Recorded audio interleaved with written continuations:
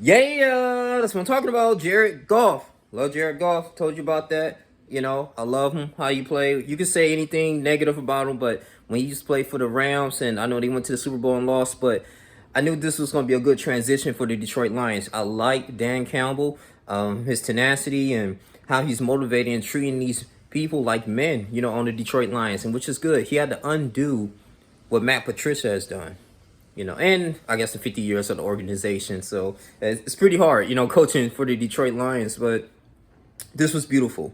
I had a feeling that they was going to defeat the Washington Commanders because, I mean, last week you look at it when they went against the Philadelphia Eagles. I mean, they only lost by 3 points, and they was actually rallying back from coming behind. And Jalen Hurts was supposed to be projected to be this one of the best quarterbacks right now for the NFC East. And Jared Goff threw 4 touchdowns, two to I think it's one to DeAndre Swift, okay, two to Amon Ross St. Brown, his go-to guy, and I think one to Josh Reynolds. All right, I mean everyone played good. Jeff Okuda did all right. Hutchinson, I used to watch him when he played from U of M. Good Michigan guy, born in Plymouth. I'm familiar with that area, but it was just amazing to see this team come together and win. Good job. I think they go against the Minnesota Vikings, but it was a lot of crazy games too. I mean, the Arizona Cardinals, they managed to rally and come back from a 20-0 deficit in the first half, man. They scored like 23 points in the second half. I couldn't believe it. I was like 16 points in the fourth quarter and 6 points in overtime. When they completed that 2-point conversion, forced a fumble. This is why defenses are so important. I couldn't believe it, man. I was just like in shock, man. But oh goodness! And the Cleveland Browns and the Jets game. I mean, Joe Flacco did like 4 touchdowns, I believe. Oh my goodness! And Jacoby Brissett threw an interception. You look at this too. I mean, you go into that next game with the Dolphins and the Ravens. I thought the Ravens had it in the bag because it was like 35-7 or 14, and they managed to come back in two or through 6 TDs, man. This is some crazy stuff going on in the NFL. Really, I mean, Cowboys won. But hey, like I had to just sit up here and say that because I don't know if I want to make a separate video on that. But Detroit Lions, good job, Detroit, good job, Dan Campbell, for motivating this team and preparing them. I mean, they ended up having the safety. I mean, it was generating so much pressure on Carson Wentz. I mean, literally. I mean, Carson Wentz, he had a hell of a game too. He started to come back, but it just wasn't enough. And then it was a questionable play calling from Ron Rivera. I mean, okay.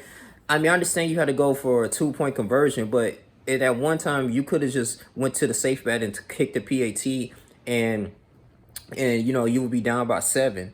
But then again, too, their special teams still, when they end up scoring, the special teams end up fumbling the ball or whatever, or it was a bad snap, so he missed the PAT. I'm like, oh goodness, yeah. So even if they did score a 2-point conversion, they would still be down by 1 point. So there was no way they was gonna win that game unless they recover onside kick and do something crazy. But they ain't have enough timeouts. So the Commanders, it was a lot of missed opportunities. They got to go back into the drawing board and just prepare for next week. But the good thing is too, I just want to sit here and say, it's good. I was going to make a video too. I was going to mention here about Justin Herbert. He's a tough quarterback. I was thinking about that. I calmed down from it. It was the loss against the Chiefs.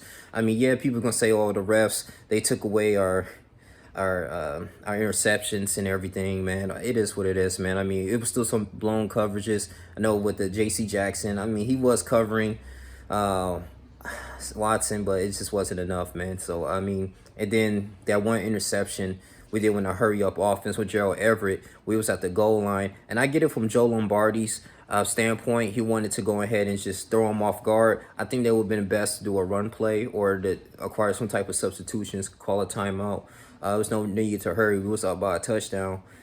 That really switched the momentum there. But what I will have to say is, despite all of that, and Chiefs had this huge powering offense, we managed to lose by 3 points, to our divisional rival. And Justin Herbert had a tore rib cartilage, and he's ended up scoring a touchdown again. So that's that mental toughness that we have. So we're going to be all right. We just got to bounce back against the Jags. So this video is a combination of just everything on week 2, the emotions and high and rise of week 2. Danny Dimes, keep doing your thing, man. They won, they 2-0, they defeated the Carolina Panthers. So it's a crazy week, man.